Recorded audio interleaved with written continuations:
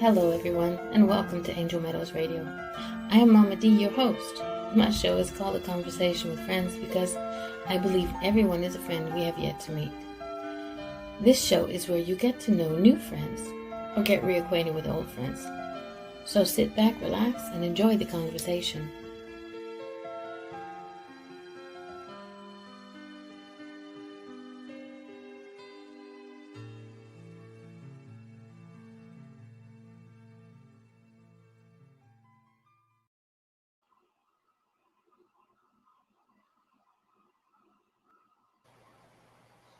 Hey everybody, and welcome. It's me, Mama D, and tonight my guest is Aaron Smith. He is an author, an educator, and probably so much more, but I'm going to let him introduce himself. Aaron, thank you for agreeing to be on the show. Mama D, thanks for having me. I'm just excited and honored to be a part of your family tonight. Yay! Sometimes it's a little bit crazy, but crazy uncles will show up in the chat room. You never know. But, that's what family's all about, is you've got the crazies, you've got the ones that are the dearest and nearest to your hearts. That's what makes everybody so special, is bringing it all together under the same house. Exactly. So tell everybody a little bit about yourself.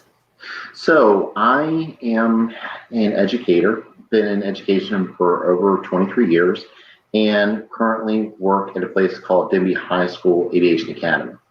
And met a lot of great people, learned a lot of great things at our magnet school. And through this learning curve, if you will, I've authored 2 books, one of which is Awakening Your STEM School. And a brand new one that's coming out is a fictional book called Blank Check, What If You Were Asked to Reinvent Public Schools? And I think it's something that I want everybody to understand, that what we put in life is what we get out. And it's time that we rally around our communities to help solve some of these problems that have been going on for generations. Yeah, that's very true.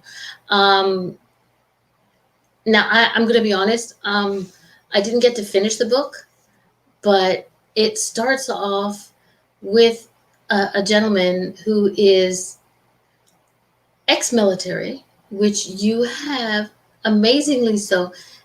No connection in the sense that you've nothing to do with the military. You've never been in it. No, ma'am, not at all. I live in the area, Hampton Roads, Virginia, and we have a lot of military in our region. We have the Norfolk Naval Base, which is the largest naval base in the world. We have Oceana. We have Fort Eustis, which is the transportation for the U.S. Army. And we have, Langley Air Force Base. So they are home of the F-22 Raptors. So part of what I do at Aviation Academy is I work with a lot of military, because I try to understand some of the skills that they are needing in the workforce and try to bridge that into our students. So, learning from their stories and kind of a touch of imagination, I was able to bring some of that out in the book. Yeah. Well, your principal, aka ex-principal, is oh my God, the poor guy. In the first part of the book, I wanted to smack the guy who fired him, or didn't fire him, but demoted him. I was like, no, don't do that. It's an interesting book because it's not okay. It's a novel, which is based on, basically it's fiction, but it has, your ideas are in there, how you want to change things. And I think that's very interesting, that we know, as most parents do, that the school system, not counting the pandemic thing that's going on, the school system is kind of cracked. And there's a lot of things that can be changed, but because of red tape and everything else, you can't do it. And this book gives you a view into the possibilities of what can be done. And that was the dream behind this. Believe it or not, I had 23 versions up until that point right there, just constantly flushing out ideas, taking things out that may not have been inappropriate, or taking things out that may not be far stretched, if you will. But I wanted everybody to come away with three things from the book. Number one is teenagers across the world are having a crisis, even before the pandemic that we're experiencing. The times and the troubles that they are experiencing now are probably far worse than they were when I first got into teaching. Kids are smarter now. They have access to more opportunities and more things, but they need more guidance and structures because they have parents that are working 2 and 3 jobs, or they're easily influenced because of factors that weren't buffered as necessarily as they should. The second thing that we have to understand is that our young adults, our children, need to be involved in discussions and decisions when it comes to education. You know, Very true. They have to understand that you want kids to learn, you've got to give kids a say. You have to make them feel empowered. And in the business world, we talk about autonomous learning. And yet, there's a lot of schools across the world that are not giving kids some autonomy in the way that they learn because they're forced to be mandated to standardized testing or forced to go this way. You know, and the third thing is we have to really rally as a community because it's time to change the way that we view education. It's time to change the way we teach and learn, because when you become active learners, you become more engaged and you become somebody who feels like you are reaching untapped potential. It's very true. And I'm going to have to go back to when my children were in school. They learned the what I call the basics of education, math, sciences, and all that, but it didn't prepare them for the world out there. Not the way I see it.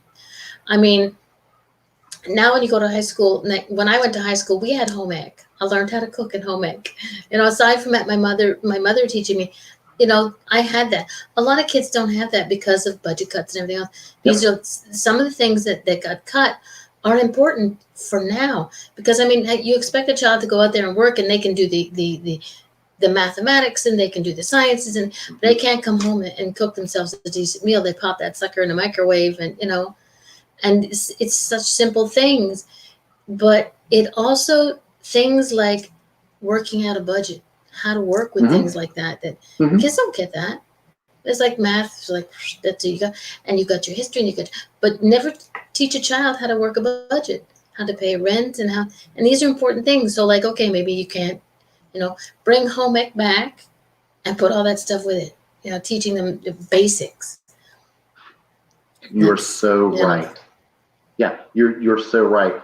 Sadly, it seems like no matter where we are, we're always having to work more with less. And the things that people consider as extras are the first things that get taken away. I think of the arts, you know, how bands get cut, how chorus, you know, how home ec classes get cut.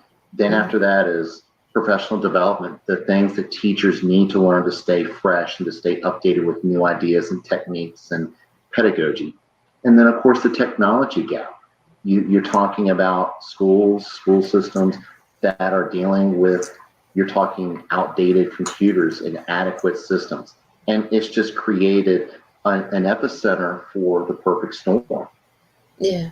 You know, there has to be a balance. I firmly believe with you that there has to be some learning that is, what's the word I'm thinking of? It is standardized. And when I say standardized, everybody should understand the multiplication tables. But the way it should be taught is it should be taught by their learning styles, their learning preferences. So that could be kinesthetic, it could be musical, just depends on what their interests are. Yeah, exactly.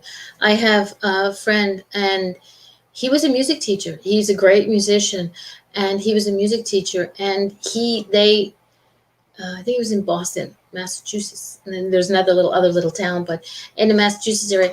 And he taught in 3 schools because the cutbacks were so much that they didn't have a music teacher for each class or for each school. So he bounced around 3 schools during a week, and the kids loved him. But then budget cuts came, and they were about to cut him, and he was like, "I'm retiring." because he had to fight so hard for simple things. And music, I mean, me as an adult, I will, if I'm going to concentrate on writing something or doing something, I have to have music working in my head. So it helps me to focus on what I'm doing. So, and kids are so into music these days, it would help them focus and learn without them realizing it. And I'm not talking, I love elevator music, nothing against it, but you can't have that piping through the school. No. Just find something that helps them out, and for them to learn it, because through music you learn math, like you said, it's part of learning it. Hey, Jimmy. So And the school it systems is. need to be fixed. They do. They do. And I'm going to first say this. There are some incredible people in every school. I'm talking about our janitors, our secretaries, our nurses, definitely our teachers. And I want people to understand, I'm not saying it's their fault. I'm just saying, let's roll up our sleeves and find the solutions together. I think we, as a society, are already pointing fingers too much. Let's just fix it, And that was the dream behind the book, is to come up with ideas and solutions that can work towards your community and your business needs within your community. And that's the purpose of school, is to advance the knowledge and the skills so that they have the ability to change those diplomas to dollars. Yeah, exactly. I mean, nowadays, children graduate from high school or don't graduate from high school, and they go to find a job, even at McDonald's. You need that piece of paper that says diploma, graduated high school. But it still, again, like I say, it doesn't give them some of the basic essential things that kids need these days to become productive adults. And again, your book gave, I'm sorry, but I think a lot of not teachers, because teachers work with what they're given. If you guys are given, you have to teach this, you have to do it. You have a little bit of leeway where you can go off, to the side, but you're given a set of rules that you have to teach by. Whether you like them or agree with them, it doesn't matter. This is what you have to do to get these kids the numbers on those exams and get them a diploma and shoot them off into the. Teachers do it. There are amazing teachers out there. I could not sit in a room full of 30 some odd children not listening to me. 30 some odd children like me, and I would just I'd be like, ah. So big props to all teachers out there, for you and your wife, and anybody else that's a teacher. Oh my God, you have patience of a saint, I'm sure. Yeah, the elementary teachers, I don't know how they do it. I mean, because they have the little bits and they are so adorable. And they are just bouncing off the walls. But Mama Duck gets her ducks in a row, and then boom, they are going to town and learning. I love seeing that, because it just shows the thirst and the knowledge they want to see, and they want to touch, they want to taste. They just love to learn. That's something we have to do throughout the rest of our lives. Exactly. And there's another thing that I've noticed that they've lost, is cursive writing. Kids cannot understand cursive writing. As simple as that is, I learned it by continuously. When my children were in school, I think they had one term of cursive writing. And I was like, yeah. And I was like, no, that's not that, no. And my mother used to say my handwriting was atrocious because she went to Catholic school with the nuns, and when you didn't do it right with the ruler on your knuckles, but she had amazing cursive writing, but I can read it. My children can't, or they can, but there's issues with the curls and kids these days. I don't know how they're doing now, but I'm serious. My children had one term of cursive writing. Here's the book, just go over it, and you're done. It's. One term is not enough for anything to learn. Never mind just cursive writing, for everything. So, but I think a little, just zing it back to your book, is I think this book should be given out to not principals per se, because again, they can't make changes, but whoever, makes changes in the education system, take a look at this. It gives people ideas of what can be done. And if not, I'm sorry, but parents can do a certain amount of stuff at home, even though it's not their jobs per se, but it might give parents an idea of what can be done, that they can have their schools maybe make some changes. And parents don't realize the power they have in numbers. Yeah. I remind parents this all the time. As long as you're a phone call away and you know our hearts are in the best interest of your child, that's all I can ask for you, for that particular parent. You have those who are able to volunteer and willing to come in. That was me. You have those who can substitute, you know, and not everybody can do the same thing. But what I think should be totally unacceptable are the parents and the guardians who choose not to invest in their child's education. You know, it's everybody's responsibility. Yeah. I mean, I agree. I volunteered as a class monitor for computers because I messed around, play around with computers. And the kids in the class, they never knew what to call me. It was either by a child's name, like Monica's mom or whatever, or Miss Darlene or what. And one day one of them just said, Miss, because they know me outside of school. Didn't know. I said, that's it. That's what my name is from now on, Miss.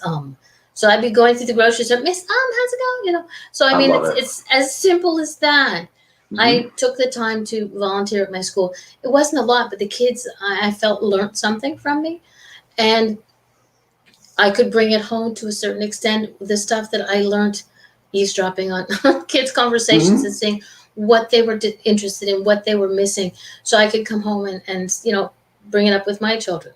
So it's not easy, but I also agree that these days kids have an obscene amount of homework. I've seen these little peanuts walking and they're like falling over backwards because their backpacks are so heavy and weighted, And I was kind of like, when people were saying, you know what,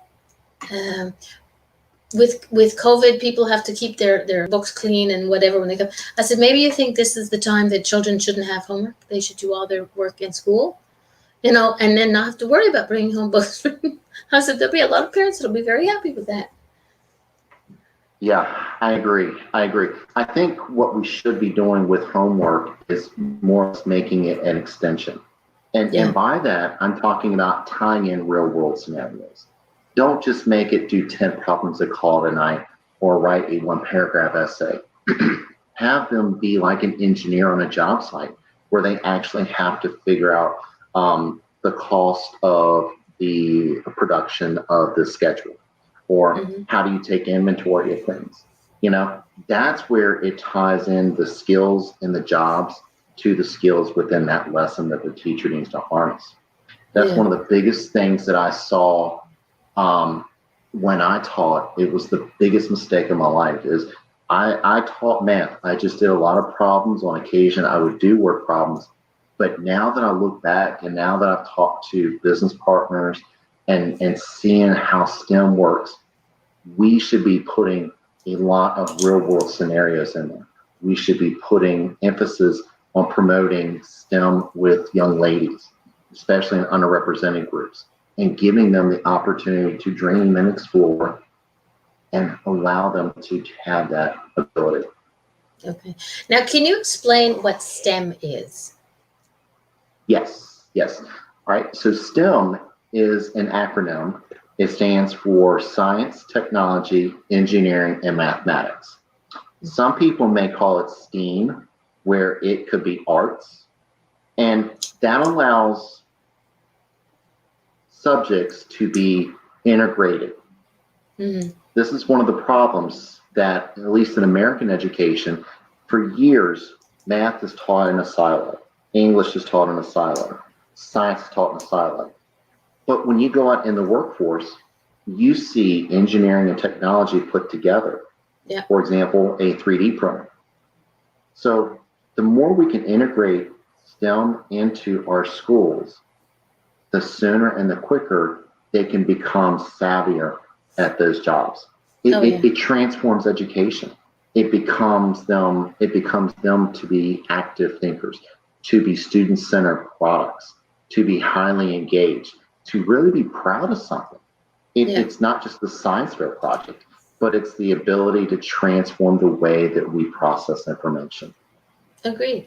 And the thing is, where you're going is like in a secondary level, but it can start in the elementary level, because like for our schools, because I'm in Quebec, French is like a major important thing here, because we have our disagreements on it, but it's part of our culture. And one of the things they do, which I like, is that they do art class in Hmm. French, but they also have French class, but they do art class. Their art teacher is their French teacher. So she does that in French. So it's incorporating the arts and the language of French together. So that brings it together. So it's the same thing as they get higher up, learning things like you said, math, and learn how to work it with a certain problem. If they're interested in engineering, see how it works together. So it's not something that's just geared towards the higher learning, but the elementary level too. It has to be. It should be Yeah. starting with the pre-kindergarten level. In my opinion, my humble opinion, I think STEM should be starting off day one pre-kindergarten. But what Yeah. also needs to happen is you need to bring in mentors from the jobs, mentors from the military, mentors from the community to actually co-teach with teachers so that they have a model of where businesses can understand how to teach individuals better, but Yeah. also teachers have the ability to learn the ideas and the projects and the problems and the opportunities businesses bring for their customers. Oh yeah. Oh no, it's true. Because if like and teachers are learning as well. Teachers are learning as well when they have someone else, and not just an assistant teacher, but like you said, somebody from the community, somebody who goes in and donates their time. Like you have a military person who goes in and helps in the math class. Yeah, the Mhm. military is going to put it into a different way of learning it, different way of understanding it, and that teacher might get something new from it as well. Because They do. we learn something one way, but when we get out in the world, when teachers get out in the world, they learned it this way in class, but when they get out in the world, it's like kind of like this. So they get to learn something new as well. Hmm. It does. And I And that's the go ahead. beauty of it. You just don't know when the light is going to go off for a child. Yeah, You could be teaching your heart out. As a parent, you could be working with the child on a certain thing, let's say tying a shoe. And it could be just that one person who has the right approach, the right tone, and the light goes off, and then boom, you've got an instant connection. yeah, exactly. Like my co-host for Thursday night show, Gina Banks, she says math is the most important course. Now, see, Gina is to me is a perfect example of a woman who is like multi-talented. She had businesses where she was a designer. So that incorporates math and measurements and everything else. So that if a kid is interested in designing, they need the math. So you Hmm. put it in with something. She's also a paranormal investigator, and her partner and her create these boxes that catch the energies of the entities of spirits that are around. And again, it's his computer system, so it works again, it works together. People would be amazed at how many things can be put together. So it's like, yeah, Gina is she's my girl.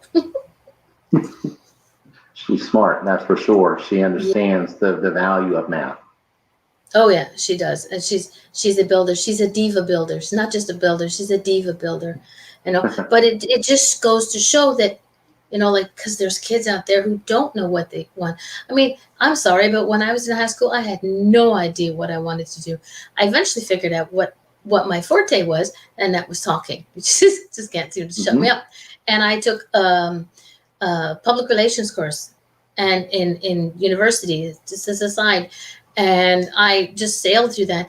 But we had the course that I took had somebody from the community who was teaching how to deal with the customers and how to deal. So it works, it's whatever your passion is. Then that's the thing. You don't just say, okay, I want to grow up and earn money so I can take care of my kids and take care of my family and whatnot, what have you. You have to figure out what your passion is. Hmm. Like I said, for Hmm. me, talking is my passion, so I can, I don't get paid for this. I did at my other job, but not But you have to figure, they have to find out what their passion is, whether it's music, whether it's arts, whether it's, cooking. All of these things can be brought together, that will help our kids to learn. But we have to upgrade the school curriculum, but not, I mean, everything has to be upgraded. It does. It does. And I'm always reminded by a great friend of mine, Teresa Miles, former assistant principal, worked with me. She said, kids don't care about what you know until they know that you care. And when you build relationships and you build trust, that allows kids the opportunity to explore, to really feel acceptable, to be curious, and to find out what kind of aspirations there are. Yeah, exactly. You can have the smartest person in the room, you can have the best resources, but if not everybody's connected and has a sense of camaraderie, trust, and collaboration, it's never going to get off the ground. Yeah, exactly. Oh, hey, I guess. Okay. Take care. It's true. If you can have somebody standing in front of the class, be it a teacher or a speaker or whatever, talking about music. But if not all the children are into music, yeah, they listen, but they don't want to learn the aspects of music and how you do recordings and how you break down the notes and all. They're just going to go, that could be an artist, that could be a chef, that could be somebody who wants to build bridges. But to them, learning about music is not it. But if you're incorporating the music with the math, it might make it interesting. If you're incorporating the math with how to build things, how to measure things, it's just there's a gentleman out there, Mike Rowe. He used to do the show Dirty Jobs. Yeah. Okay. And he's got another show on Returning the Favor. Now I watch him when I can. Unfortunately, with the pandemic, we're watching repeats. But he has this foundation. It's in the States, and where he gives money to kids where they do apprenticeships because they want to learn to be builders. And this is something he did of his own accord because this is what he likes to do. But he put his funds in there, and it's for kids to learn how to become builders, going on job sites, working through. So these are things that kids have to have the opportunity to do. They do. And if we don't give kids the opportunity, how are we going to expect them to work and be productive citizens? Exactly. How are we going to allow them to be creative if they're boxed in with certain or fixed ideologies? That's the beauty of a blank check. That's the beauty of enabling us to make decisions for us. Yeah, because every day you might see something, you might find something as a teacher and be going down this path. And then all of a sudden, like I say, a shiny thing with a cat mind, the teacher will see something a little shiny over there and know that will work. So allow them the ability to go that way. And you have to. Yeah, you have to. Because otherwise you're going to get burnt out. And sadly, it seems like teachers get burned out too often, just as our nurses, our doctors, everybody who is on what I would call the front line of our society. They get burned out because they're boxed in. They have no ability to really be creative and be themselves. It's very true. I think teachers should be ranked up among the doctors and nurses because they care for doctors and nurses care for us physically, but teachers are the ones who care for our minds, care for the minds of what's the most important is those children coming up who are going to be running our world eventually and pushing us down the wheelchair and hopefully not letting us go down the hill. My children love me, I think, but and sometimes it's so simple, and it's difficult to understand why somebody who's sitting there, you have this amazing concept, even if it's just a novel, but it's still a concept that you believe in, but why can't other people listen to it? Why can't people pay attention to it and go, maybe this will work, and not tying the hands of teachers? Because this is what I think a lot of it is a lot of teachers feel like their hands are tied because they can't go off and catch that shiny bubble. Mm-mm. You know, no, they have to learn about this and this and this, you know. And the So, crazy thing is, if you allow those teachers to go and get the bubble, you're going to see a huge increase in those scores. Yep. And that's because you took a leap of faith, and the teacher will show you that their guts served them well. You know, their intuition says, this is what I need to do for my class. This is what I have to get for my class. Not like, this is the only thing I can use for my class. yeah. And because the thing is, the teachers also know what will engage their students. Well, because they spend a year with these kids. Yeah. So Yeah. they know what makes them, you know, if whether they play music or, you know, teachers get it. You know, the good teachers. I do agree there are teachers out there that are not so good. But I mean, I agree. the reason that some of them may have gone to the not so good side is because they've been stuck in that doggone little box, and I'm trying to keep my swearing down to a bare minimum today. But they've been stuck in that doggone little box for so long that they just get, like you said, burnt out, had enough, fed up. And then there's just some who should not have been teachers in the first place. And one comes to my mind, but we won't go that way. But there are, you know, but you have to allow them, they have to be allowed to chase that shiny bubble, because 9 out of 10 of the kids in that class are be dying to chase that shiny bubble. So, I mean, you're just going with them. Yeah, it is. And unfortunately, in any profession, you're going to have people who are just there to pick up a check. And part of the issue, at least in America, is that there is a process of,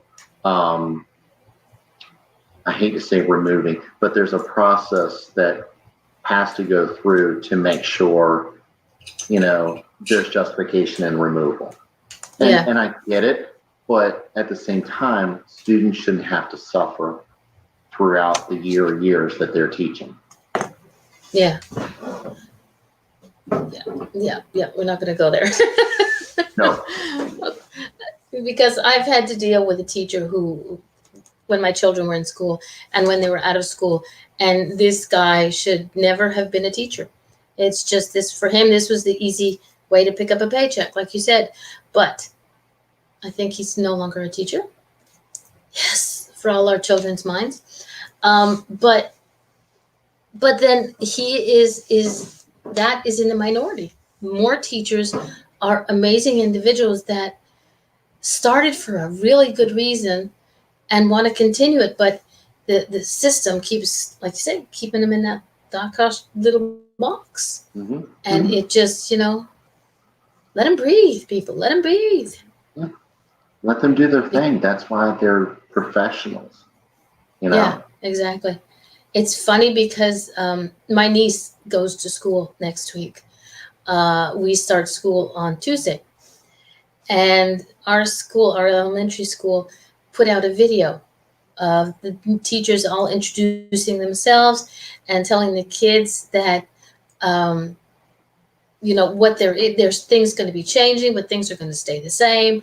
And it was funny because how many of those new teachers were students, and they grew up they were going to school with my kids.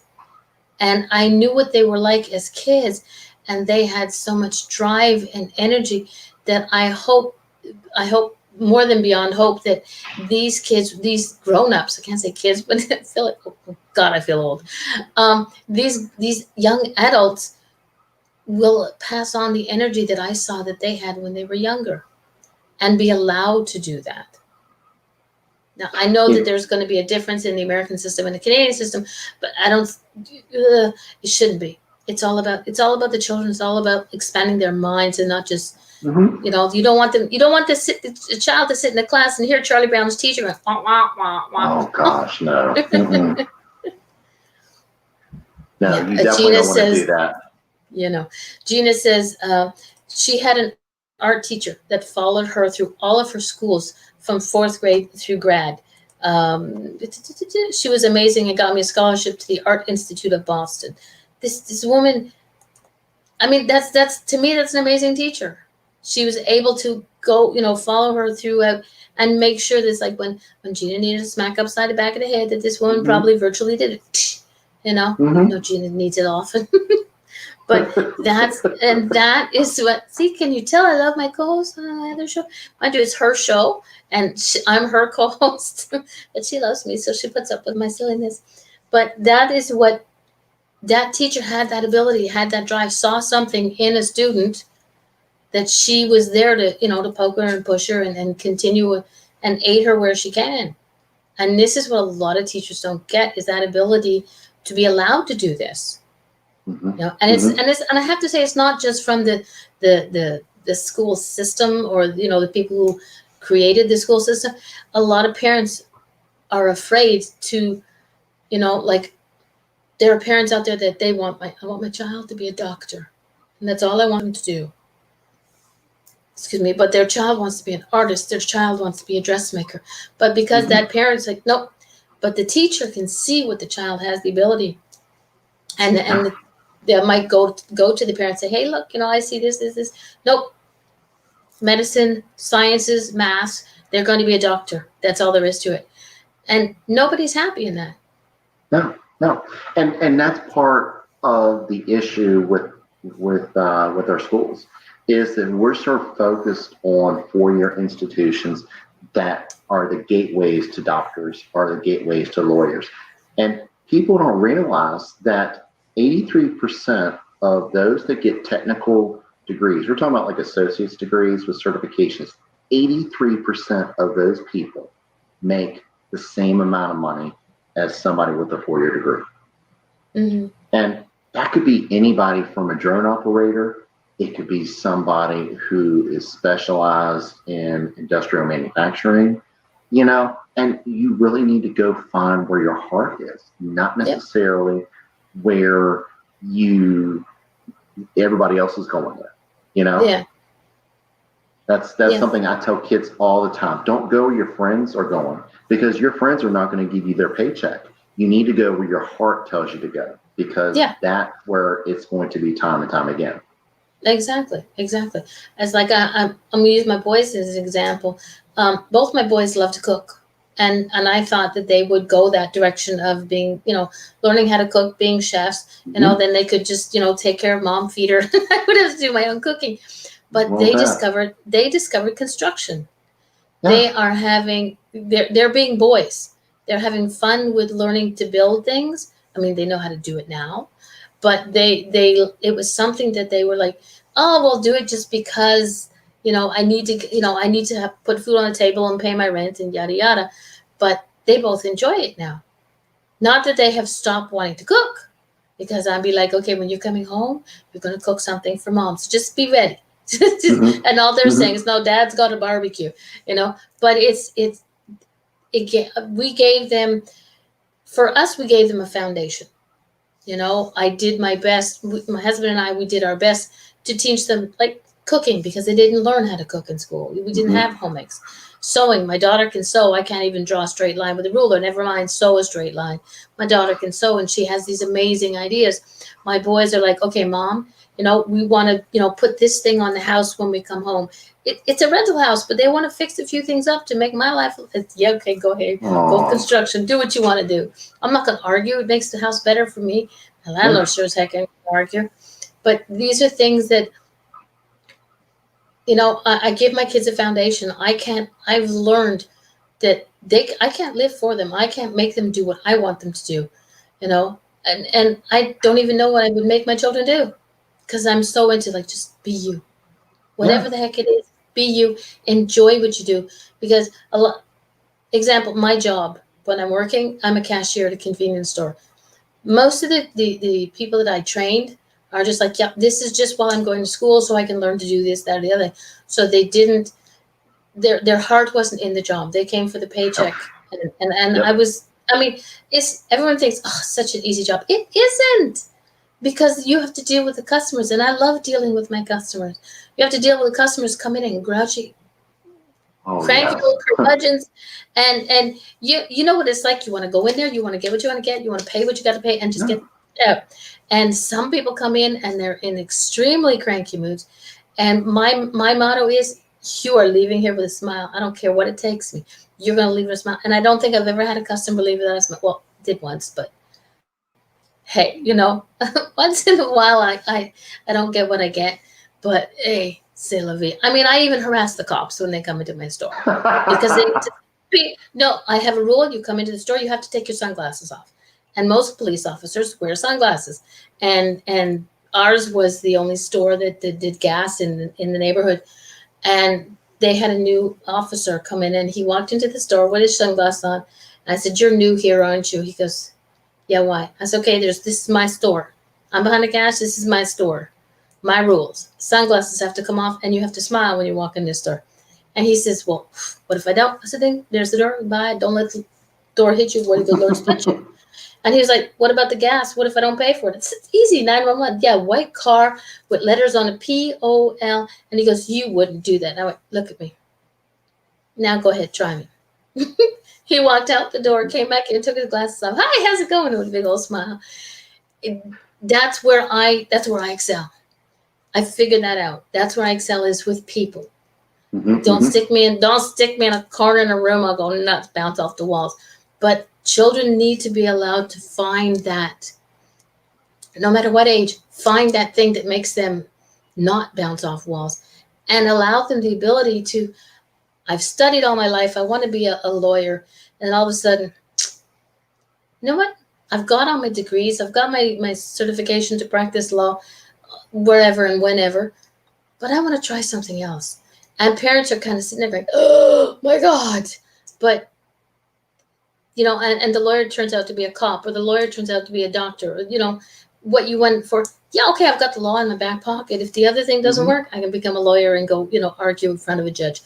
But I think that those people had to have amazing teachers that help them to see that, okay, yeah, you want to go and do this and practice the law and do that and study the law, but allow them to stretch. Yeah. Because kids, not just kids, but everybody needs to be able to stretch. Everybody needs to be able to learn that there's not only one thing to do in life. Even though the box is there, break through that box. We have to. I think I read recently the average person has about 11 to 13 jobs over the course of their career. And I'm talking about from 20s up until 60s. And you think about it, from promotions to job changes, I can understand why, and I think you do have to follow your heart, because you're not going to be at the same moment in time for 30 years in a career, for 40 years in a career. Yeah. So as that opportunity opens up, take a leap of faith, go do it, Exactly. Never have regrets in life. Always do what your heart tells you to do, because 90% of the time it's right.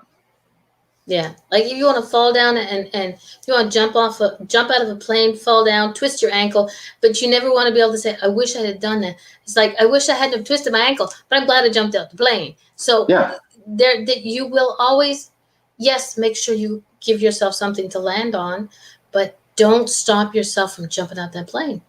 I agree. Yeah. I totally agree. Personally wouldn't jump out of a plane, but I'll sit there. I don't even like roller coasters. I will sit there and watch y'all have fun and scream and yell, and I'll be waving and whatever, but my feet are staying on the ground. But don't be. Go ahead.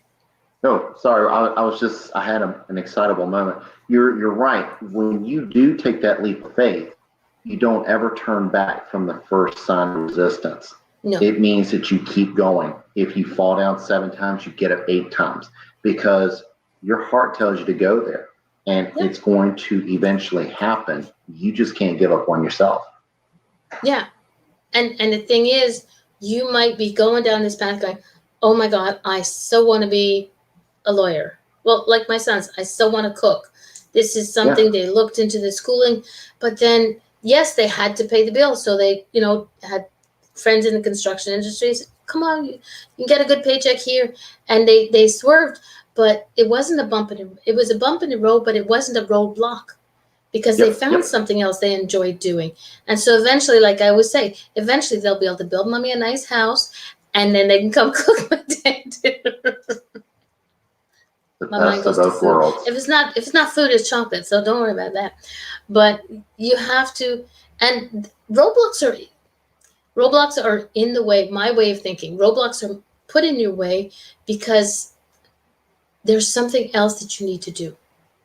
It's not, it's a detour. It's not like an invincible wall. It doesn't go on forever. Like, some people do go around in circles all the time, but it's just, it makes you have to go around it. Maybe I can't do the lawyer thing now, but if I go around here, I can become a paramedic or something, go to school for that. And then you never know, become a cop. There's so many different things that you can do that might just get you back on the path of being a lawyer in the end. But in the meantime, you've learned all these different skills. You've attempted to become a different person that added all those extra tools in your box. That's it. And, your analogy I love, because to me, it reminds me of somebody that's working out. And you start off with the 5-pound weights and you crank it out easy. You go up to the 10, you are starting to meet resistance, but you keep pushing, you keep adrenaline, you keep going. Then eventually you get to the 15, the 25. And it's going to make you stronger when you do hit the finish line. Totally agree with you. Exactly. Well, I mean, they say, to keep on the sports thing, when they say runners, when they're doing marathons, they hit that wall. If they stopped, they would fall in their tuchuses, and that'd be the end of them. But they pushed through it, and they may not be the one at the front of the line to finish, but they finished. So when you hit that wall, don't fall down on your ass and go, okay, I give up. Get your butts back up. Keep going, because you never know that the love of your life might be at the finish line. You might cross at the same time. So you never know what happens and who you're going to meet. That's the beauty of this world, is just you never know from one moment to the next. Exactly. Wow, did we ever go off on a tangent? But it's a good tangent because it's still the idea of this whole thing is that life is, hey Dave, life is not, as much as we'd like it to be, it's not always that easy. Shh, Onyx. Sorry, my cat's scratching at the door and the dog wants to go out and play. It's not that it's not easy, but allow people to spread their wings. Allowed teachers and educators and everybody to go chase after that shiny bubble, because there's children who want to chase the shiny bubble, and because they're not sitting there going, but their mind is somewhere else chasing a shiny bubble. When that teacher knows that they're, because I can remember back in school, but teachers, when we had time for the study, okay, you got to sit quietly and do your work. I had a teacher that used to put on music. It was music for themselves, but it was good for us. Well, some of the kids were like, and then the rest of them would sing, and we'd like, okay, like, could we just, not sing? But it would focus. Some people would focus. So, but allow people to have that moment of shiny bubble and to chase after it and use it and work with it. So, people who are in charge of education, get the blank check, read it, learn. Trust me, you'll learn stuff. And if nothing else, it'll make people talk. And when people talk, somebody's listening somewhere. So you never know. So get the book. Don't make me have to chase you. Now is it out in print? It will be out in print September 8th, but you can pre-order it now. Okay. Yeah. So we're just literally a hop and a skip away. I'm getting a copy, right? You got it. Yay! I want it autographed. Okay. To the woman who found the shiny bubble. The shiny bubble lady. Yeah. Actually, it's the butterflies. For me, it's butterflies. That's where I'll just kind of go off on a tangent. I'll see a butterfly. Ooh, there we go. But no, and the thing is, your book is your shiny bubble. You are an educator. That's part of who you are. But writing this book is also educating other people. And people go, it's just a novel. But novels have a base, have a foundation in reality. And yours, your main character, Josiah, he was a principal, but before that, he was a military man, and it worked the two together. Now, it worked out nicely. I was like, wow, I like the way it just sort of, I didn't see where school ended and the military began, and then it just flowed so nicely. So what you're doing with this book this is your shiny bubble for you, but it's also a shiny bubble for other people, because it's going to give people ideas. It's going to make people think. And what I think most important is make people talk about that. I'm like 99.999% sure that anybody who reads this is going to find something in it that's going to make them go, let's have a discussion. And I think that's important these days, is for people to talk and allow the shiny bubble. Definitely. That's all I hope, is the beginnings of conversations to which actions develop in the schools. Exactly. That's all I can hope for. And I think if people are honest with themselves, that is what we need to do. I mean, yes, the pandemic, the coronavirus is a big thing right now, but it eventually will end, and we will have to get back to life. Mm-hmm. And if things go back to the way they were, you're going to have a lot of people running around in circular rooms and stuck in boxes, because it's not making changes. And this is the time to look and see what changes can be made to make things better. We have that ability now. And people like you who write amazing books that, for me, will have people talking. It's not you're not banging people's head against a wall and it's not like this 600-page book on how to. It's a novel saying your ideas, and I'm sure there's a lot of other people had input into this, because nobody writes anything without input from without input from other people, because that's how we live. Mm-hmm. Our life is not always just, one thing. People say something and, okay, let me go, let me add a little bit of spice to this meal. So there's somebody who's added a little bit of spice to your book, whether you know it or not. And that spice might be what somebody else needs to hear. And that's honestly what I did, was I took a lot of nuggets from a lot of knowledgeable people within my circle that I felt had a profound impact in their area of expertise. Mm-hmm. And when you compile those nuggets, and you're not shoving it for statistical purposes, but in the conversation way, people are willing to accept it a lot easier than in a formal PowerPoint where you've got 100 slides, the same monotone voice. It's just glazes right over. Yeah. And the conversation is the power. It is the bringing of the community together to meet the needs and surpass those needs.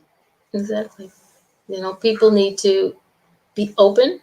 And as far as I'm concerned, this book is a book that will open some doors for some people, but they have to be open here. Yes. And read. And as I say, sometimes, when you're typing and you make the mistake in the word, you misspell it. And then you go, the person will correct it, like the next line down. And I always say, I read with my heart and not with my eyes. Because I knew what the word was supposed to be, even though, those silly things on Facebook, there's like letters are all mixed up, but the first letter and the last letter are where they're supposed to be. It's all the gibberish in between that makes it confusing or whatever. And you can read those things. Yeah. But you just have to open mind. So have an open mind. Pre-order the book. Now, pre-ordering the book, they have to find you on Facebook? They can find me on Facebook. The book's actually on Amazon, Barnes & Noble, Kobo. That's true, because that's where I download the picture. So go to Barnes & Noble, go to Amazon.com.ca, pre-order the book. Trust me, you will not regret it. This book is good. I think what I might do is, if you allow me, because I do have the PDF file of it, because I got a sneak peek. I'll take a couple of chapters or something, a couple of paragraphs, and just post it with this. Just give people a taste. Say, look, this is just a little bit. Okay, so anybody who's interested, at the end of this show, I will go and I will find what I found is the most interesting part of the book so far, because I haven't finished reading it yet. And I'll post a couple of the paragraphs, and look at chapters. It's like, no. But I'll post you a couple of paragraphs, and then if that doesn't interest you, then fine. But I'll bet you for some people it'll be a shiny bubble. Oh, thank you. Thank you. You're amazing. Okay. Oh, hey, I'm a shareaholic. What can I say? Aww. And my dog wants this. This is Onyx. He likes to come on camera, but the moment he realizes he's on camera, he turns away because he like nobody can take a picture of this, right? It's just a flush. But all he wants is a little bit of attention, and that's probably that's just like what everybody else needs, a little bit of attention. But and it's thanks, Gina. Gina thinks it's a great idea. I post a couple of paragraphs, and it's making people, giving people a taste. It's like, when you go to the grocery store and they have those taste testing sections. I know some people are totally grossed out about it, but I love it because you get to taste something new. So what I'm going to do is I'm going to put out that little taste test for people, and it'll be connected to this show. So those of you who are listening on the audio broadcast only, you have to find me on YouTube, which is Mama D Angel, or on Facebook. Just pop it in, Mama D Angel, Conversation with Friends, whether it's on Facebook or YouTube, and I'll put it in with the YouTube comments as well. I'm gonna make you come back and read.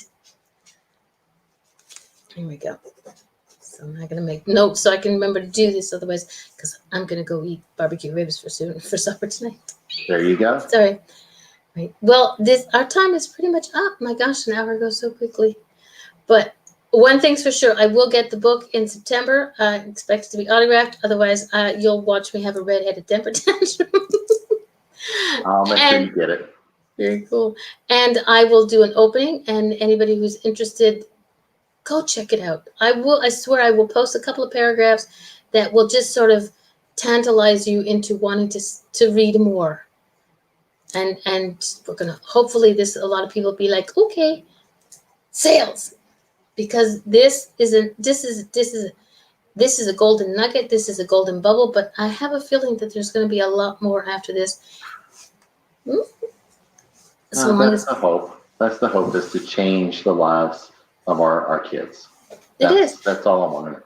And we change it for the better. Because I'm sorry, but it can't get any worse. I really will have a redheaded temper tantrum. This stuff gets any worse.